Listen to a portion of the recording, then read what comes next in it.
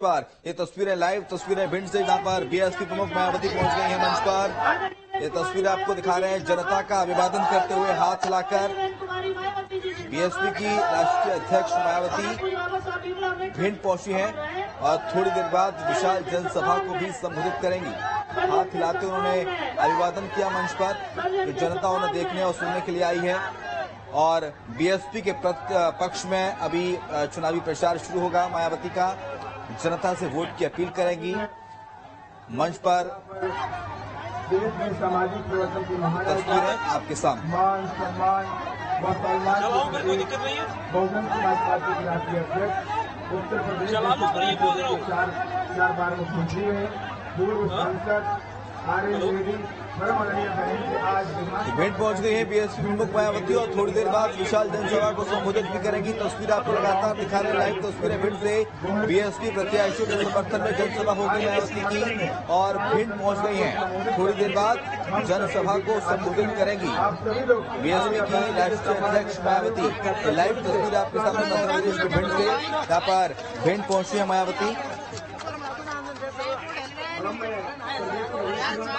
News state आपको live तस्वीरें दिखा रहा है मध्य प्रदेश के भिंड से, जहां पर मायावती पहुंच गई हैं भिंड और मंच पर विराजमान है। थोड़ी देर बाद जनसभा को संबोधित करेंगी और बीएसपी प्रत्याशियों के पक्ष में चुनावी हुंकार भरती नजर आएंगी। ये मायावती का स्वागत चुनाव चिन्ह जो है हाथी का, वो मोमेंटो के तौर पर देते हुए बीएसपी प्रमुख मायावती का स्वागत किया जा रहा है मंच पर। आपको बता दें कि गोंडवाना गणतंत्र पार्टी और बीएसपी मध्य प्रदेश की सभी 230 विधानसभा सीटों पर मिलकर इस बार चुनाव लड़ रही है। इसमें तमाम सारे मुद्दे बीएसपी के हैं।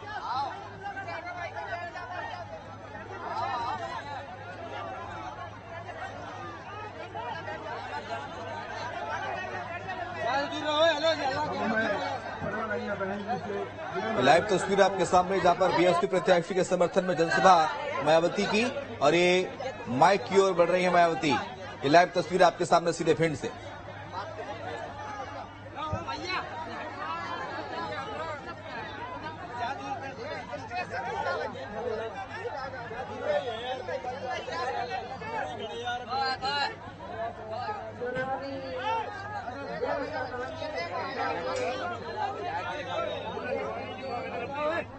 सभी छोटे बड़े पदाधिकारी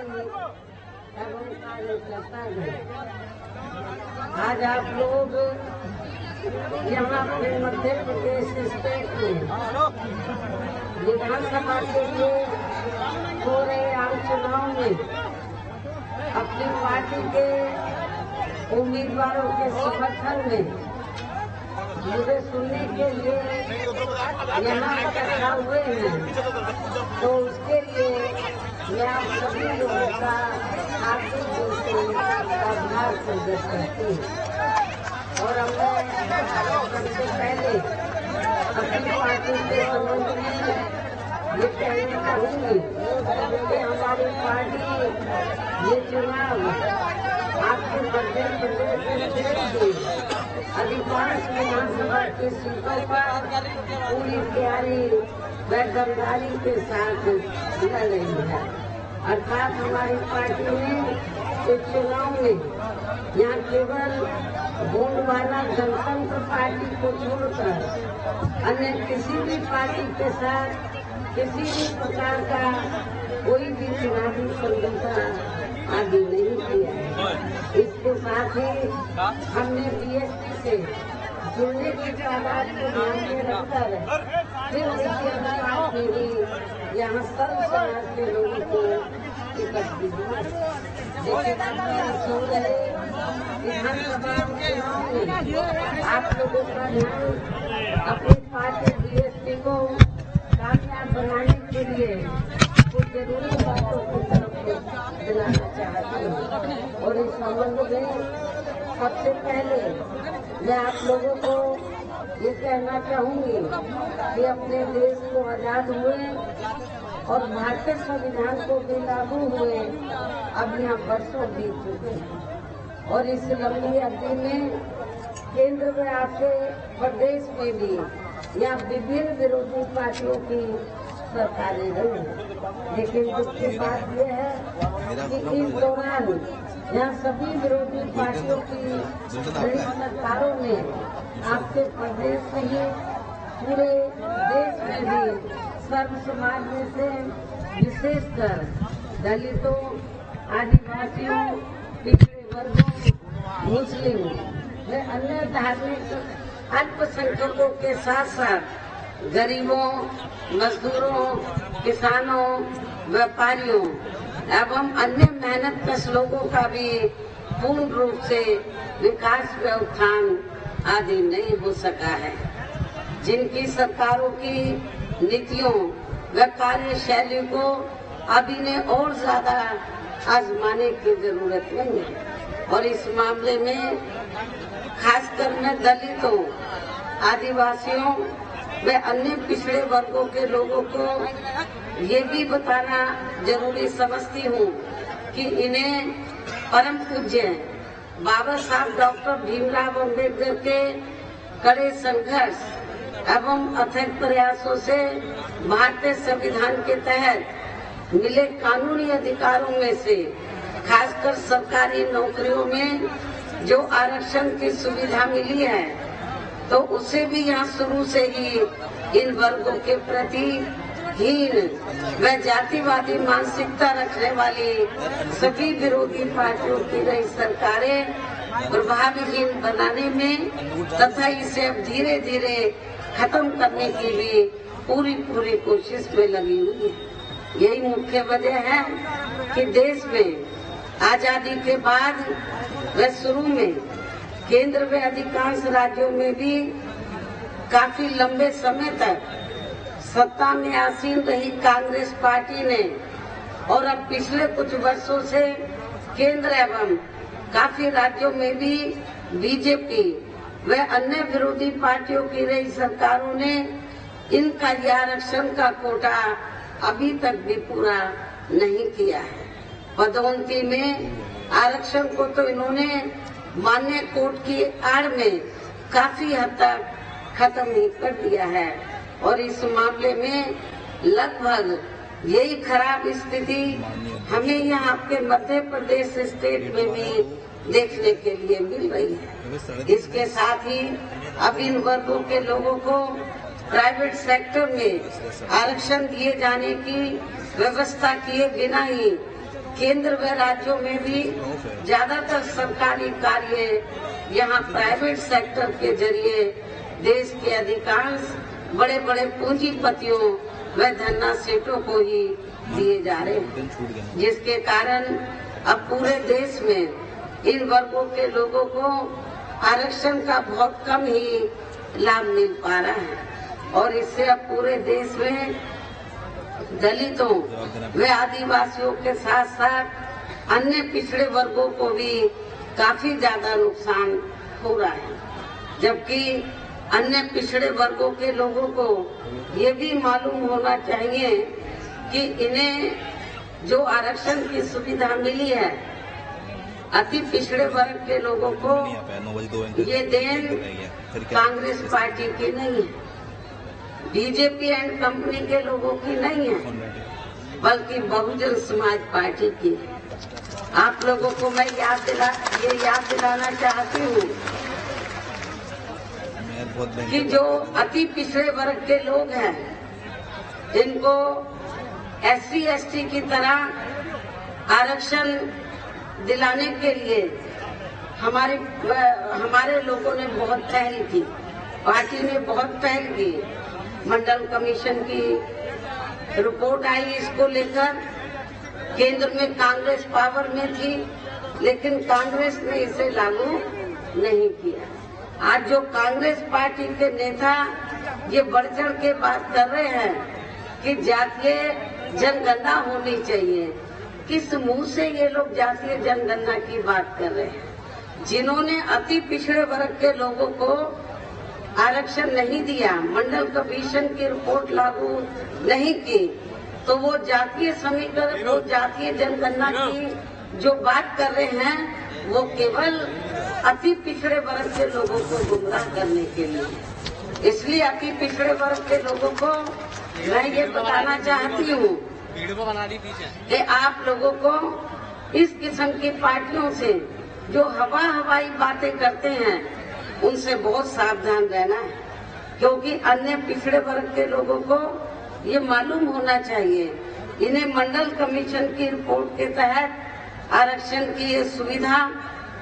केंद्र में कांग्रेस पार्टी की रही सरकार में नहीं मिली है, बल्कि बीएसपी के कड़े संघर्ष एवं अथक प्रयासों से ही केंद्र में रही श्री बीपी सिंह की सरकार में इन्हें ये सुविधा मिली है, जिसका अब यहाँ जातिवादी विरोधी पार्टियों की सरकारें इन्हें पूरा लाभ नहीं दे पा रही हैं। इसके साथ ही श्री बीपी सिंह की सरकार में इन वर्गों के मसीहा परम पूज्य बाबा साहब डॉक्टर भीमराव अम्बेडकर को भी यहाँ भारत रत्न की उपाधि से सम्मानित किया गया है, जिसके लिए वो हर प्रकार से पात्र भी थे, जो बहुत पहले ही इनको ये सम्मान मिल जाना चाहिए था, जिसके लिए विशेषकर कांग्रेस पार्टी प्रमुख तौर से जिम्मेवार व कसूरवार भी है। इससे इन वर्गों के प्रति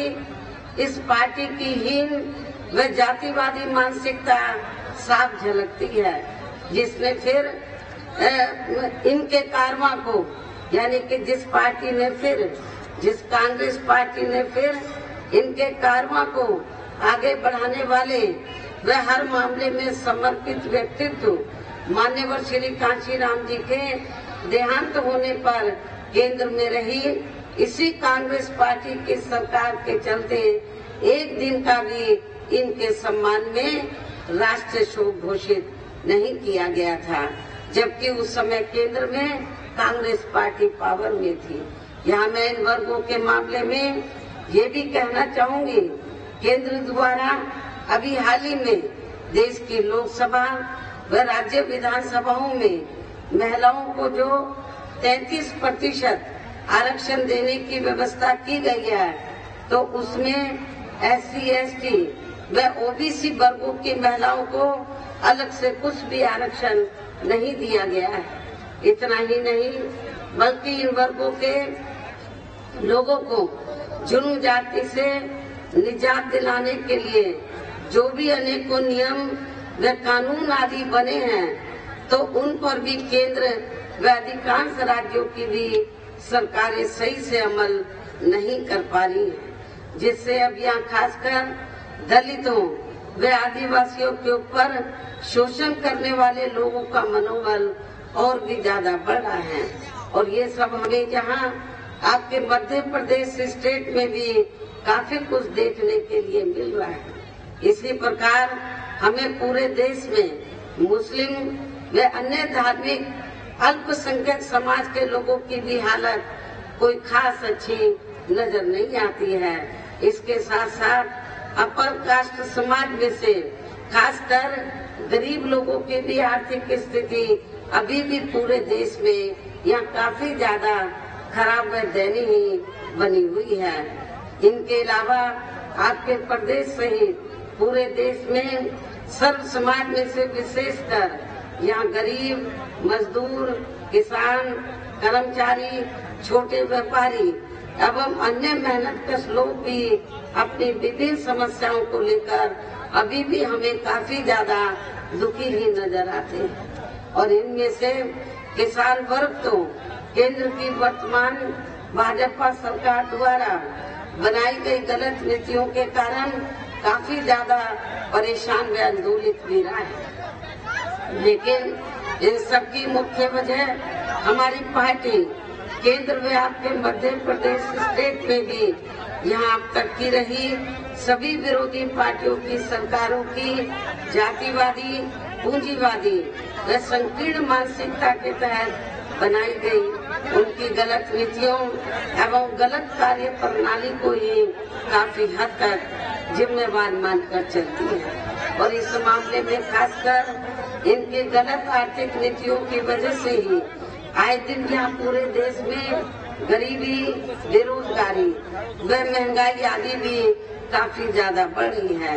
हालांकि इस मामले में शुरू से ही हमारी पार्टी केंद्र व राज्य सरकारों से भी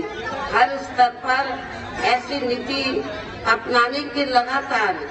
ये मांग करती आ रही है कि देश में कुछ गिने चुने पूंजीपतियों व धन्ना सेठों का विकास होने की बजाय बल्कि यहाँ गरीब व आम लोगों का ही विकास होना चाहिए। तभी फिर सही मायने में यहाँ की आम जनता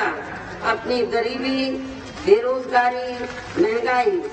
व अन्य और सभी समस्याओं से भी काफी हद तक निजात पा सकती है। इसके साथ साथ अब अपने देश में भ्रष्टाचार भी हर स्तर पर काफी ज्यादा बढ़ रहा है, जिससे आपका खुद का अपना मध्य प्रदेश स्टेट भी अछूता नहीं रहा है। और इन सब के लिए हमारी पार्टी आजादी के बाद से लेकर अभी तक केंद्र व देश के अधिकांश राज्यों में तथा आपके खुद के अपने मध्य प्रदेश स्टेट में भी ज्यादातर सत्ता यहाँ गलत पार्टियों में से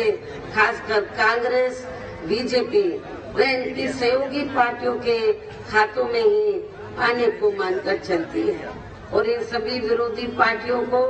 हमारी पार्टी इसलिए भी जिम्मेवार मानकर चलती है क्योंकि आजादी के बाद से लेकर अभी तक लगभग ये सभी विरोधी पार्टियां केंद्र व देश के अधिकांश राज्यों में भी ज्यादातर यहाँ बड़े बड़े पूंजीपतियों व धन्ना सेठों की ही आर्थिक मदद से सत्ता में आती रही हैं। और सत्ता में आ जाने के बाद फिर ये पार्टियां अधिकतर मामलों में अपनी आर्थिक एवं अन्य सभी नीतियां यहाँ आम जनता की समस्याओं को दूर करने के हिसाब से तैयार नहीं करती हैं, बल्कि देश के उन बड़े बड़े पूंजीपतियों व धन्ना सेठों को ही फायदा पहुंचाने के हिसाब से अपनी अधिकांश नीतियां तैयार करती हैं, जिनके धन व बल से चुनाव लड़कर ज्यादातर ये पार्टियां केंद्र व आपके राज्य से देश के अन्य राज्यों में भी अभी तक यह सत्ता में आती रही हैं, जिसके कारण ही अब पूरे देश में व आपके खुद के अपने प्रदेश में भी अभी भी हमें यहाँ सर्व समाज के लोग अधिकांश मामलों में अपनी विभिन्न समस्याओं को लेकर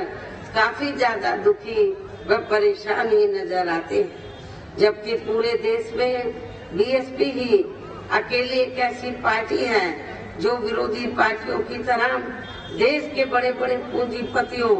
व धन्ना सेठों की आर्थिक मदद से नहीं बल्कि अपनी पार्टी के ही आम कार्यकर्ताओं की आर्थिक मदद से चुनाव लड़कर यहाँ केंद्र व राज्यों की सत्ता में आना चाहती है, ताकि हमारी पार्टी सत्ता में आने के बाद फिर बिना किसी दबाव के वे आजाद होकर सर्व समाज के लोगों की सभी समस्याओं का समाधान करके उन्हें हर मामले में वे हर स्तर पर यह खुशहाल बना सके। और इसी आधार पर कौन होता है बताने वाला? मैं जा रहा हूँ ना, कर ले। तो यहाँ पर देखिए भिंड से ये तस्वीरें आपको दिखा रहे थे जहां पर मायावती ने चुनावी जनसभा को संबोधित किया और इस दौरान तमाम विरोधी पार्टियों पर निशाना साधते हुए मायावती नजर आई। लगातार मायावती का अलग अलग विधानसभा क्षेत्रों में दौरा और आज 2 विधानसभा क्षेत्रों का दौरा मायावती करने जा रही थी और ये भिंड का दौरा जिसकी तस्वीरें आप देख पा रहे हैं। जनसभा को मायावती ने अभी अभी संबोधित किया और इस दौरान कई महत्वपूर्ण बातों का भी मायावती जिक्र करते हुए नजर आई। इसके बाद आपको बता दें कि भिंड के बाद मुरैना के दौरे पर मायावती जाने वाली हैं और ये दोनों ही दौरे बेहद महत्वपूर्ण, चंबल संभाग के ये दोनों जिले और दोनों ही विधानसभा सीटों पर त्रिकोणीय मुकाबला देखने को मिलेगा और इसी को भुनाने का प्रयास मायावती की ओर से लगातार किया जा रहा है। हम देख रहे हैं कि विधानसभा चुनाव चूंकि बेहद नजदीक है, ऐसे में न सिर्फ कांग्रेस, बीजेपी बल्कि अब बसपा भी दमखम के साथ चुनावी मैदान में डटी हुई है और प्रचार प्रसार में खुद मायावती लगी हुई हैं। कुल 9 जनसभाएं मायावती की ओर से की जानी थी, 8 जनसभाएं हो चुकी हैं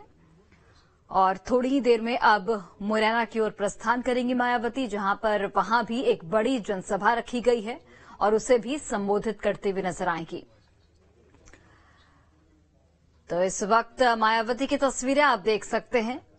किस तरीके से लोगों का अभिवादन करते हुए मायावती। और ये कुछ वक्त पहले की तस्वीरें आपको दिखा रहे हैं जब मायावती मंच पर पहुंची थी और उस वक्त किस तरीके से तमाम लोगों ने उनका अभिवादन किया। भिंड की अगर बात करें तो भिंड में देखिए त्रिकोणीय मुकाबला देखने को मिलने का। बीजेपी की ओर से नरेंद्र सिंह कुशवाहा चुनावी मैदान में हैं, कांग्रेस की ओर से चौधरी राकेश चतुर्वेदी और बीएसपी की ओर से संजीव सिंह कुशवाहा वोटरों को यहां पर साधने की कोशिश की जा रही है तमाम पार्टियों की ओर से, क्योंकि कुशवाहा बाहुल्य सीट बताई जाती है। और भिंड में त्रिकोणीय मुकाबले में बीएसपी अपनी पकड़ मजबूत करने को लेकर लगातार प्रचार प्रसार में जुटी हुई और इसी कड़ी में एक बार फिर से बसपा सुप्रीमो मायावती भिंड पहुंची और यहां पर एक बड़ी चुनावी जनसभा को संबोधित किया गया। आपको बता दें कि जिस तरीके से 2018 में बसपा को एक किंग मेकर की भूमिका बसपा ने निभाई थी, अब उसी तरीके का कुछ जो रिजल्ट है वो यहां पर देखने को मिल सकता है। और मायावती खुद प्रचार प्रसार में जुटी हुई हैं, लगातार अलग अलग विधानसभा क्षेत्रों में मायावती जा रही हैं और कमान संभाली हुई हैं, प्रचार प्रसार किया जा रहा है। चूंकि 17 नवंबर को मतदान है और कल शाम 5 बजे तक चुनावी प्रचार प्रसार जो है वो थम जाएगा। तमाम पार्टियां लगी हुई हैं और मायावती खुद प्रचार प्रसार की कमान संभाली हुई हैं और बीएसपी प्रत्याशियों के पक्ष में वोट मांग रही हैं।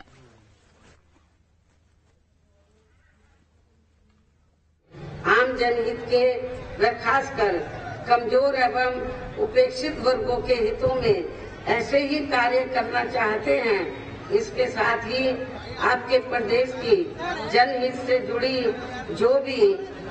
यहाँ स्थानीय समस्याएं हैं तो उन्हें भी दूर करना चाहते हैं, तो फिर आप लोगों को भी उत्तर प्रदेश की तरह यहाँ अपने मध्य प्रदेश स्टेट में भी अपनी पार्टी को हर स्तर पर मजबूत बना के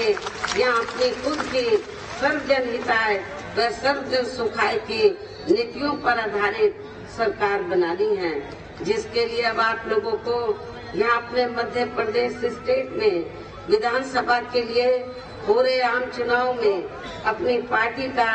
बेहतर रिजल्ट लाना होगा। और इसके लिए आप लोगों को वोट पड़ने तक यहाँ की सत्ताधारी पार्टी व अन्य सभी विरोधी पार्टियों के भी साम दाम दंड भेद आदि अनेकों हथकंडों से भी तो बीएसपी प्रमुख मायावती की ये जनसभा और इस जनसभा में कई महत्वपूर्ण बातों को मायावती ने जनता के समक्ष रखा। केंद्र ने आरक्षण का कोटा पूरा नहीं किया, विरोधी पार्टियों पर निशाना साधते हुए यहां पर बसपा सुप्रीमो मायावती नजर आई। ये पार्टियां सत्ता में आने के बाद अधिकांश अमल में नहीं लाती हैं, जिस पर से अब जनता का काफी हद तक विश्वास ही उठ गया है। इसलिए हमारी पार्टी किसी भी चुनाव में अपनी पार्टी का कोई भी चुनावी घोषणा पत्र आदि जारी नहीं करती है। वैसे तो हमारी पार्टी कहने में बहुत कम बल्कि कार्य करके दिखाने में ही ज्यादा विश्वास रखती है। अर्थात हमारी पार्टी जो कहती है तो उसे करके भी दिखाती है और ये सब हमने उत्तर प्रदेश में करके भी दिखाया है। और अब मेरा यही कहना है कि आप लोगों को अपने खुद के व अपने मध्य प्रदेश स्टेट के भी हित में यहाँ अपनी पार्टी बीएसपी की ही सरकार बनाना बहुत जरूरी है। तभी फिर यहाँ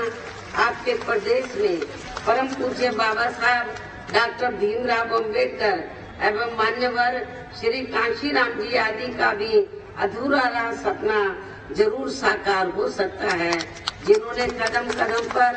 अनेकों कष्ट झेलकर अपनी पूरी जिंदगी या खासकर कमजोर एवं उपेक्षित वर्गों के लोगों को अपने पैरों पर खड़ा करने के लिए समर्पित की है, जिसे भी खास ध्यान में रखकर अब आप लोगों को